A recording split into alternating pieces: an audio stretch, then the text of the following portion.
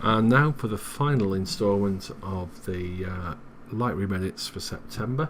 So this is Bamburgh Castle with a lovely, I don't know, stranded piece of trunk, I guess, by the looks of it, on the beach.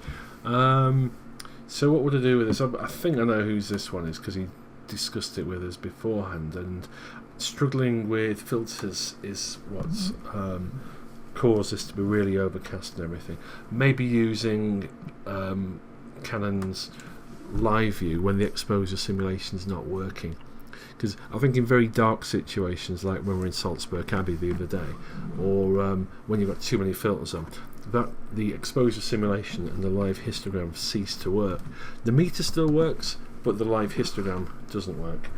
So I'm guessing that's probably what's happened here, and it's created this really underexposed shot. Now if you're getting this problem, the little icon at the bottom right of the screen of a 5D Mark III flashes. It says exposure sim and it flashes. If it's flashing, ignore the histogram, it ain't working, it's going to lie to you, and I think that's where you've gone wrong here. So what you would do, if you move your little square onto the beach here, so it's just got beach in there, and then look at your, half press your shutter and look at your light meter, just move the exposure up until it gets to +1. So that could be up the ISO, it could be make the aperture wider, or it could be increase the shutter speed time. When I say increase, I mean make it longer. Right, so I know that a beach should be about 1. Just one of those facts, isn't it? It's like a beach should be about 1, grass should be about 0, and all that kind of stuff. So I'm going to just brighten the whole thing up. Where are we? And here's a cunning way of finding out how bright something is. If you click on here and hover your mouse over something, see a little dot jumps around on this line. Wherever that dot is tells you how bright that thing is. So if you put it over a dark thing like the castle, it's all the way down there. Put it over the sky, it's really bright. If you put it over the sand, it should be around +1, which is exactly where it is. So that was a lucky slide from me, should we say. Anyway, so that we've had to increase the exposure by 2.5 stops. So what I would expect is, if I now zoom in on the castle, that should, or potentially will, be quite noisy, and it is, and you can see all the details gone. This is a problem with underexposure. If you underexpose the shot, you'll get this. If you overexpose it, you get washout. Whereas if you shoot to the right, which means you get it as far, the histogram as far to the right as you can without blowing anything out, you can then darken things down and you get lovely detail. Anyway, the foregrounds are king in this one, so I'm going to make the noise disappear by darkening the shadows and blacks, so that becomes more of a silhouette and less of an issue in the shot. So let's have a look at the crop. All I'm going to do is crop for this big net we've got, so press the shift key down and drag down a little bit. Notice how it brings the sides in equally. I'm going to do the same from the bottom a little bit, just to get rid of the filter vignettes, and then using the arrow keys you can move the crop around to fine tune it. So we've got, I'm assuming, quite a lot of detail in this foreground, so I'm going to add a bit of clarity. I'm going to also add a bit of vibrance, and then I'm going to scroll down and add some sharpening. So if we have a little look at the wood in the foreground now, it's all quite patterned and gnarly, which is lovely. I don't think there was a lot of noise apart from in the background, so I'm not going to put any noise reduction on. I'm going to add profile corrections.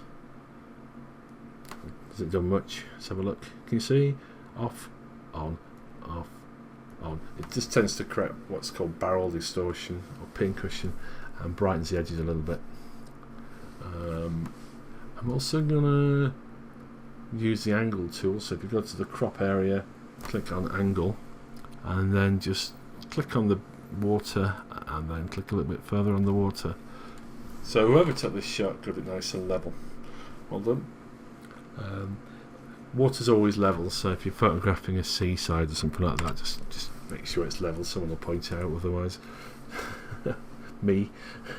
And then finally, this is definitely something which I think will benefit from a vignette, just to draw the eye towards the middle a bit.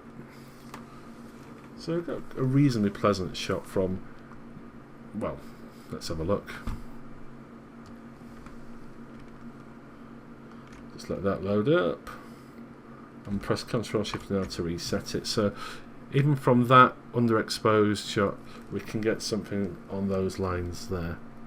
Now if you want to go a bit further, what you can maybe do is bring the highlights down a bit just to protect the sky. We can then put our thumb or finger or whatever you want onto the Alt key and drag the whites a little bit further to the right, and you see where it's going to start clipping. So that's probably the brightest bit of the sky there. So we've now got something really punchy there. I think it's also one which may look good black and white. So we've got it this far. Create another virtual copy, and then we click on B&W. Oh, look at that! Oh, actually, this really does look good in black and white, doesn't it? I mean, the castle's maybe a bit too dramatic there, so I'm going to bring the blacks up a bit. And I want the sky to be more dramatic, so I'm going to use a graduated filter. Drag that down like that, and to add drama, we've got clarity, contrast, and maybe even, yeah. One rule I like to live by is if the sky is darker than the land, you know, something's a bit amiss. Because what lights the land, the sky does, doesn't it? So maybe it's going to leave the sky nice and bright like that. And you can also do something on the foreground, so if you wanted to make those a little bit more punchy, just do the same thing with a grad. You click and pull upwards, and I'm going to just increase clarity on there. Boom, like that. There's this dehaze slider in the new version of Lightroom as well. I don't know if you've noticed it. That's a bit of an odd one. If you add haze, well, it goes all wishy-washy like that. If you go too far the other way, it becomes a bit of a noisy mess. But as we're there, there's always split toning. We can add maybe want the shadows to be a bit sort of movie-esque. They tend to use it in the shadows. I make them this teal colour, so it looks quite cold and foreboding. And then they add a little bit of orange into the highlights, like that. So you get this, you know, movie set. And you can use the balance side to make it more blue or more orange, like that.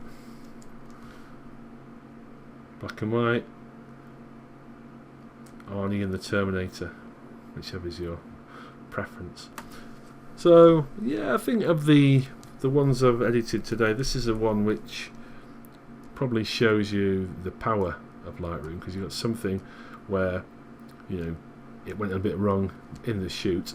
The composition's nice. You've got this lovely V mirroring the lovely V of the castle, so that's all good. The composition is by far the best of the shots today.